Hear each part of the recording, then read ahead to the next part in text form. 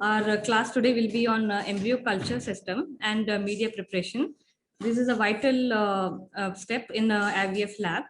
So the first, all the medias, all the steps in IVF like ICSI and culturing from day 1 to day 4 requires media of different types. So that we'll discuss a little later. In vivo is not in vitro. The in vitro environment is a very stressful place for the embryo because there are fluctuations in temperature, pH, and there is light exposure, which is detrimental for the embryo. And there are high levels of oxygen, which causes reactive oxygen species. And they also cause harm to the embryo. In addition to these, there are nutrients and energy which might not be in optimal quantity for the embryo. Prerequisite for implantation and successful pregnancy is the in vitro induced stress factors must be reduced to a minimum. And one way to reduce these stress is to use a good culture system. So the embryo culture system consists of media, that is where the embryo grows and divides, then the gas phase and the type of medium overlay, and the culture vessel, that is a labware, and the incubation chamber, and the air quality of the IVF lab, and the embryologists themselves. So the media is a foreign environment for the human embryo, and the design of this media is a little complicated because of the components which should be selected and the concentrations determined in order to minimize the stress for cultured embryo. So first, it looks like the media preparation looks very simple, but it requires a very high quality control and assurance programs, and also a good level of training. In vitro cultures. So in vitro culture, either of gametes, that is the oocytes and the sperms alone, or the zygote, or the cleavage stage embryo, or the post-compaction embryo and embryo transfer requires various different types of media. So the first attempt to develop a media was done by Albert. His questions was if an egg or a young blastocyst is capable of developing outside the maternal organism or the womb. If so, can it adapt itself to an artificial medium by creating special organs, or will it be normal? And all those questions were looked into, and the first media was developed in 1981 by Edwards. It includes Earl's solution with pyruvate. This is a medium designed to support mouse homologous human serum, and with 7.5 to 8.6 percentage. And we have patient serum also in this. Then the first few years of IVF, there was a complex medium which was developed in 1984. In this, serum was not required. Then they developed this simple medium which included human tubal fluid. This was improved. This gave improved results in terms of IVF. Coming to the media, the composition of the embryo culture media includes water, ions, carbohydrates, amino acids, vitamins, nucleic acid precursors, chelators, antioxidant, antibiotics, protein or other macromolecules, hormones and growth factors, buffer system. And the types of media, currently we have 4 types. The first one, simple salt solution with added energy substrate. This was used in earlier days of IVF, no longer used now. Then complex tissue culture media. This also is not any longer used in today's IVF field. Then we have monoculture media and sequential media. These two are currently used in different laboratories. Coming to the media storage, all these media has to be in 2 to 8 degrees Celsius before their usage. Any fluctuations in the temperature, all your media would not be as good to use for the culture. The first component is water. It is 99% of this media contains water. Now, the ability of the embryos to develop in this media depends on the quality of water that we are using in the medium. So we should always use triple distilled water, which has endotoxin levels less than 0.1 IU per ml. Then ions. Ions in any medium make the largest single contribution to the osmotic pressure. So they contribute to the maintenance of the osmotic pressure in the culture media. Then we have potassium levels. High potassium levels is beneficial for sperm activation and in vitro fertilization. Magnesium, on the other hand, is not essential. Calcium is essential for embryos to undergo compaction. That is, on day 3 to day 5, they can go better compaction when the calcium is available. Phosphate ion has an inhibitory effect in case of presence of glucose, but in presence of amino acid, it doesn't have. Next component would be carbohydrates. These are the main source of energy. And early embryo, it lacks the ability to use carbohydrate. But then in later stages, that is day 3 and day 5, it utilizes carbohydrates for early compaction and compaction state. So high levels of glucose in culture is responsible for retardation or developmental arrest of the cleavage stage embryos. So toxicity of glucose appears to be manifest in medium containing phosphate and typically lacking amino acids. There are several studies that determine that this inhibitory effect of glucose in the presence of amino acids could be elevated. Then a lack of glucose in the media for post-compaction stage embryo resulted in impaired developmental stages in the blastocyst stage and loss of viability. The next component would be amino acids. Among the most important components of all handling in culture media of the oocytes and the embryos is amino acids, because amino acids begin to break down spontaneously, forming byproducts such as ammonium. And how does in each stage of embryonic development, these are important. For example, the embryo utilizes carboxylic acids and amino acids as energy sources prior to the embryonic genome. And then there are certain amino acids that are known to be have good function as biosynthetic precursors. Then there are certain other amino acids that act as buffers or osmolytes, and they regulate the pH and also act as antioxidants. And then some amino acids act as chelators for heavy metals. And then there are essential amino acids which stimulate the cleavage stage, that is up to 8 cell and beyond that. And there are some non-essential amino acids like glutamine, which stimulate the cleavage stage. Then post the embryonic genome, there are non-essential amino acids like glutamine, increase blastocele formation and hatching. And then the essential amino acids stimulate cleavage rates and increase the development of inner cell mass in the blastocyst. Then there are various vitamins which act as antioxidants to prevent putrefaction in the metabolism and loss of viability, and which can be induced by suboptimal culture conditions. Then there are B group vitamins that are integral part of carbohydrates and amino acids metabolism. The effect on embryo development remain largely unknown. There's human zygotes can form blastocyst in culture in absence of vitamins as well. B12 present in the Ham's F10 medium causes decrease in blastocyst expansion. And nicotinamide reduces embryo viability after transfer. The addition of vitamins as antioxidant to the culture media containing glucose and phosphate help to prevent loss in respiration. So a little amount of vitamins is good for the embryos, but not in a high concentration. The following possible vitamins are components of different art culture medium, ascorbic acid, folic acid, and these are the commonly used vitamins in the culture media. So moderate doses of this vitamin C and E were seen to reduce oxidative damage in case of mouse embryo culture, and also it improved their blastocyst developmental rate. So the concentration of vitamins is very important when it comes to the medium. Then you have nucleic acid precursor. These were used earlier during the beginning of the IVF era, but now it is omitted from the culture media because these are not actually required for the embryo development.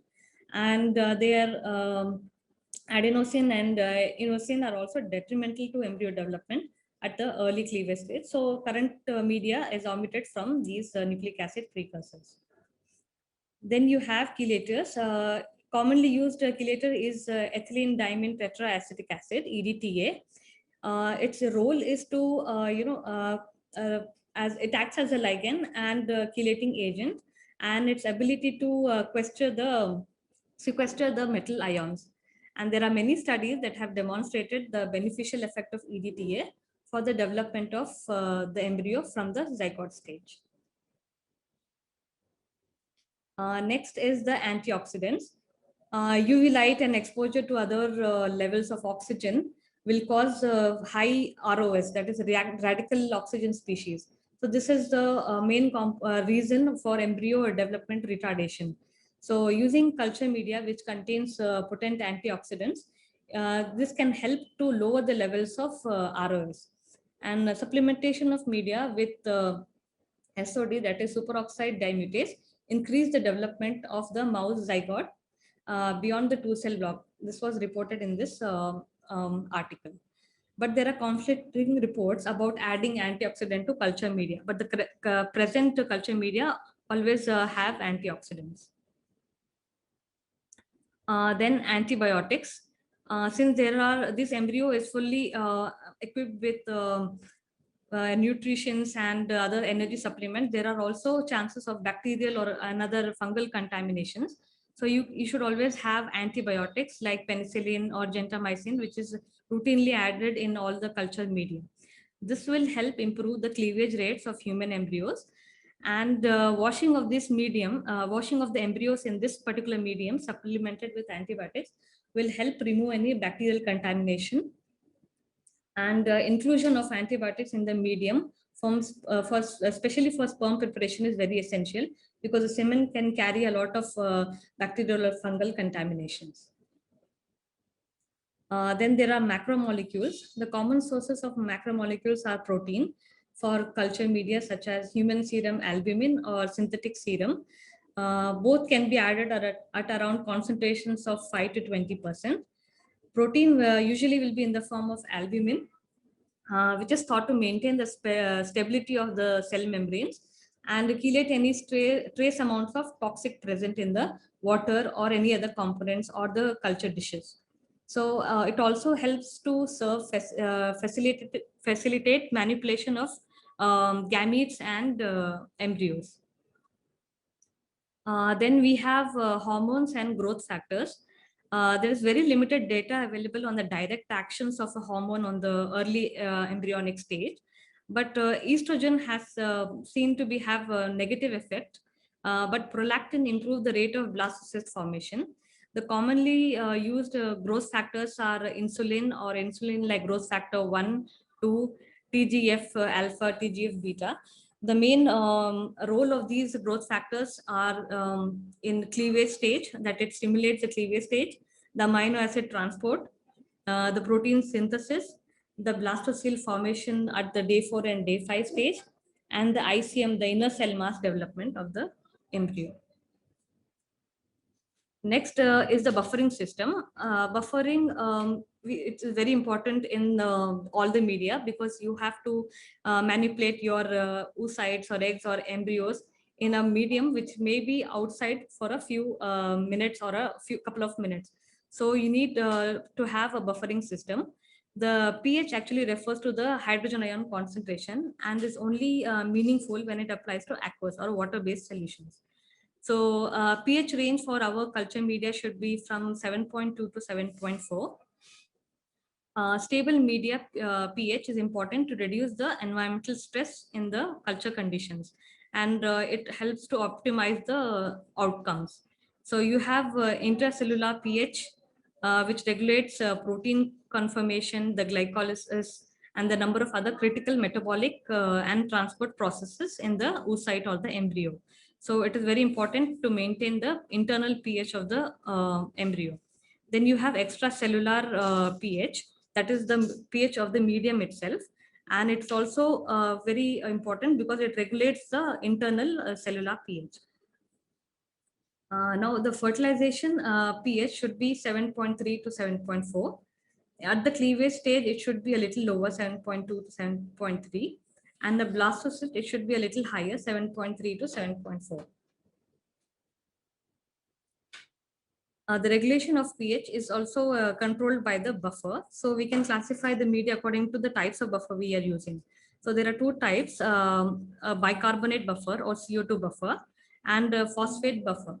So this bicarbonate buffer uses sodium bicarbonate in the medium, and the same physiological buffering system surrounding the mammalian cells. So this requires CO2 incubators at a percentage of 5 to 7 CO2 level should be maintained. Phosphate buffer medium, it doesn't require CO2 as in the environment, but this is more stable when compared to the bicarbonate buffer, and it helps maintain pH in the normal environmental condition. But then it is detrimental to the human development in vitro. So for the HEPAS buffered medium, it is used as for human oocyte collection, that is during the pickup. We always use HEPAS buffered medium or the MOPS buffered medium. And all your embryo handling like the ICSI is in the HEPAS or the MOPS medium. MOPS is also another type of medium but contain the same buffer. But the advantage of MOPS is that it has less temperature. It is not temperature dependent. So HEPAS in different temperatures, the pH might fluctuate, but MOPS is much more stable when compared to HEPAS. So we have coming on to the media types. We have two types: a simple media, which is just consist of balanced salt solutions with added carbohydrates, glucose, pyruvate, and lactate. This is something of the previous in the beginning of the IVF era. So we don't use it as of now. So beginning it was like EARLS or T6 or HTF medium. Then we have complex tissue culture media, which here the complex tissue culture media, the embryos used to be grown on the tissue culture media, which was designed to support immortal cell lines in the culture and were far more complex, being supplemented with carbohydrates, amino acids, vitamins, nucleotides, and other metal ions. Examples are HAMS F10, TCM 199. Currently, we are using the sequential culture media and also the monoculture media. So the sequential culture media, the principle is based on back to nature. It means that the embryo can be like from day 0 to day 2 or 3, it can be in one type of media, and from day 3 to day 5 in another media, which contains two differently composed media. So the media should be approximate that the concentration to which the embryo is naturally exposed. For example, when the fertilization happens in the tube, the environmental condition is a little different. And then when it comes down to get implanted into the uterine wall, there the culture conditions are a little different. So this sequential culture media uses two different types of media from two different stages, that is day 0 to day 3, and then another set from day 3 to day 5. So the embryo is capable of actively controlling ionic gradients and is able to regulate its internal environment. Considering the pre-implantation period, there are two phases: pre-compaction and post-compaction. So such a big breakdown of pre-implantation period is of importance when one considers changes to medium formulations. And the other considerations include the time at which the embryonic genome is activated. So usually in sequential culture media, on day 3, we will prepare another fresh dish of media with the sequential culture part, the medium 2, and the embryo will be cultivated from there from day 3 to day 5. In a monoculture media, you have all the ingredients in one medium, and we let the embryo choose. This kind of principle is applied in a monoculture. So you have all the ingredients, all the components that that the embryo will require from day 0 to day 5. Usually they will culture from day 0 to day 5 in the same culture dish without changing the medium. And it involves the simultaneous use of all the concentrations in a mixture. Okay, so in the monoculture media, the concentrations of all these components are in the tolerable ranges, and the embryo itself will adapt and utilizes whatever it requires at that stage. So this philosophy led to a family of media in which all the necessary substances required during the early development or the late development is required. So there's no need of media change on day 3 for monoculture. In our IVF lab currently, we use one step, which is a monoculture media. So this one step requires pre-incubation. So it is actually stored at 2 to 8 degrees Celsius. And when you're about to use it, it has to be incubated for, in a CO2 incubator for at least minimum of 4 hours prior to putting your oocytes or embryos into this culture medium. Okay, these are just examples of the media that we use. One-step culture media is the actual media where we keep the embryos. HEPIS or GMOPS, as discussed earlier, is used for oocyte washing during the pickup, or also during the ICSI when the embryos are in outer environmental condition, that is in the lab, and they are not in the incubator. It's preferable to use GMOPS or HEPIS because they are much more pH stable. So when you're doing ICSI, we always use HEPIS or GMOPS so that the pH is maintained without any variation. And then after the post ICSI, we put those embryos into a one-step culture dish from day 0 to day 5. Then these culture droplets are always covered with oil. This oil can be of different types, which we'll discuss a little later. And then there is sperm wash media. As discussed earlier, it should have antibiotics so that all the, or antioxidant that will prevent any contamination from the sperm. Then there is density gradient media, which is also a part of sperm wash media.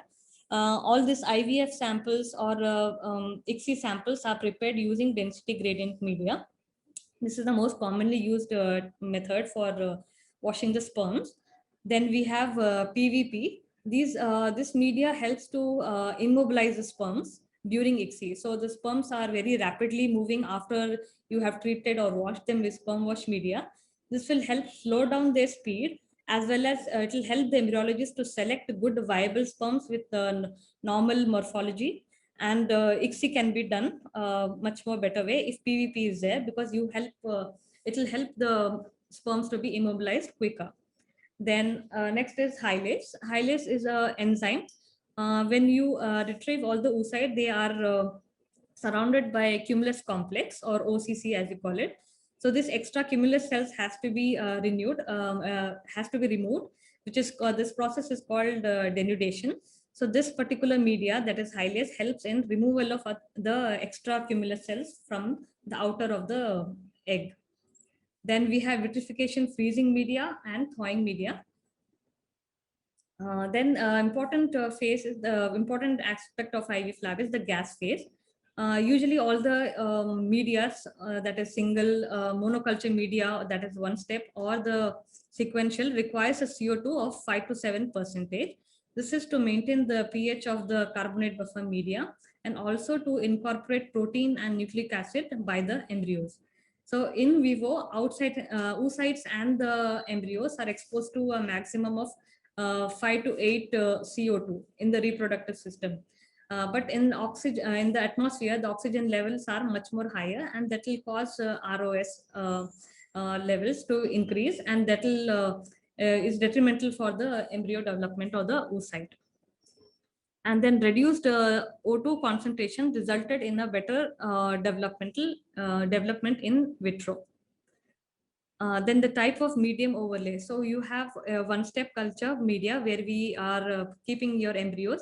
It always has to be overlaid with oil. So there are two types of oil commonly used in IVF, that is mineral oil and paraffin oil. Example is OV oil and V oil, that is commercially available.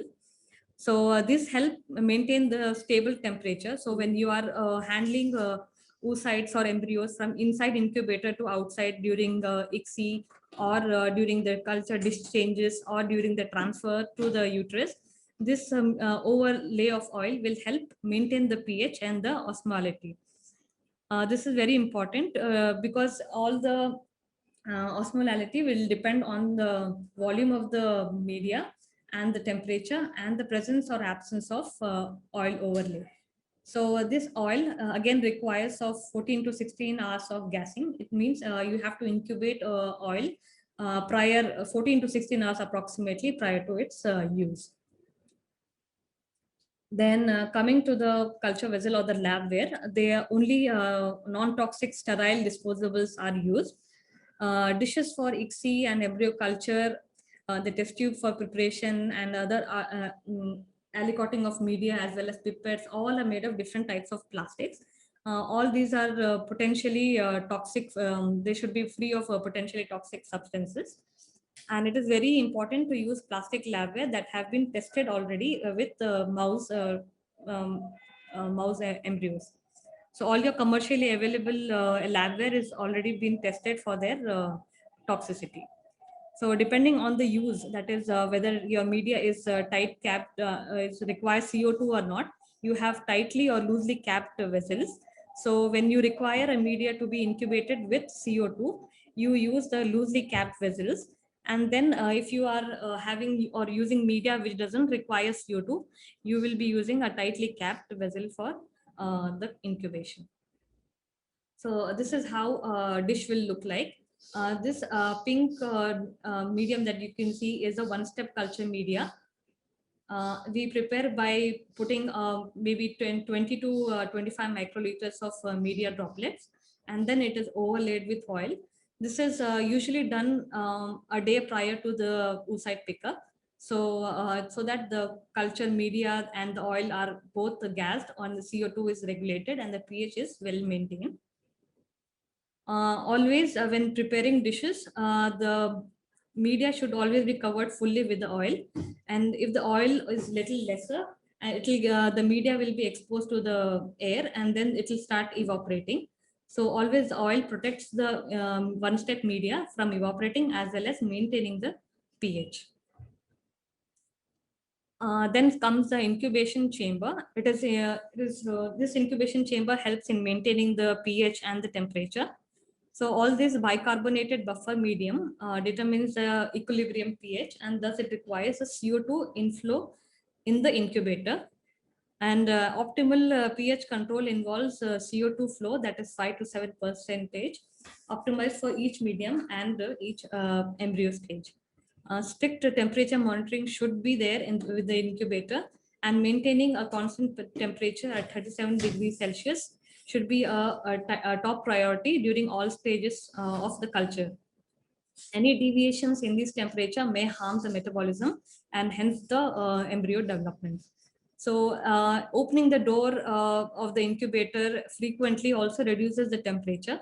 So we always, in a lab, IVF lab, we always keep two incubators wherein all the media is cultured in one and the embryos are cultured in the other, so that there is minimum opening of the door, which will help maintain the temperature.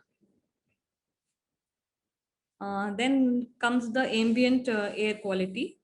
Embryos, especially the cleavage stage embryos, are very sensitive to environmental toxicants.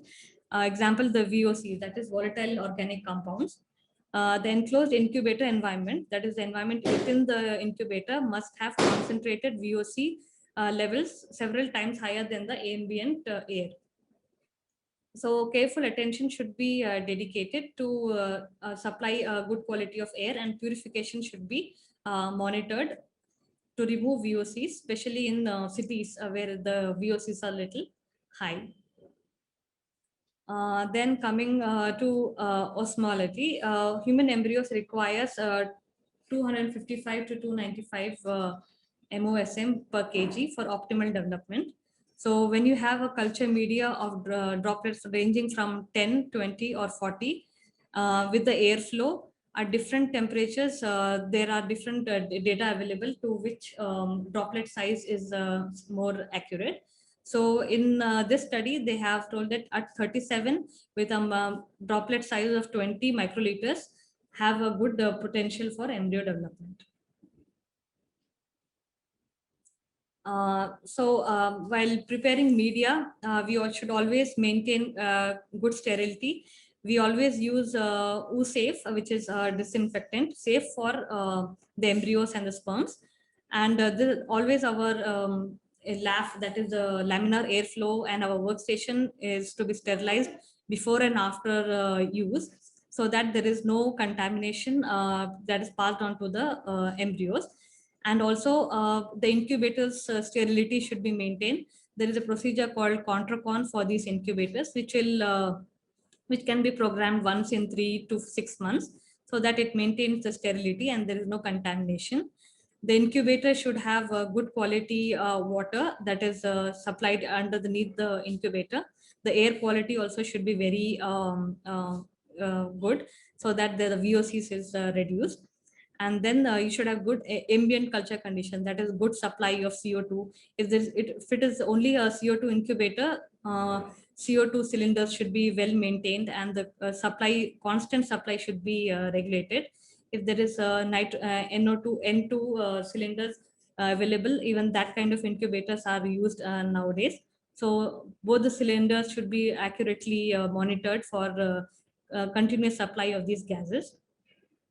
Then within the lab, there should be a strict protocol to be followed for QA QC, maintenance of the incubators, the lab temperatures, all the equipment that we use in an IVF lab should be regulated or monitored every day. And regular servicing and monitoring should be done for a good embryo quality and good survival or success rate for the embryos.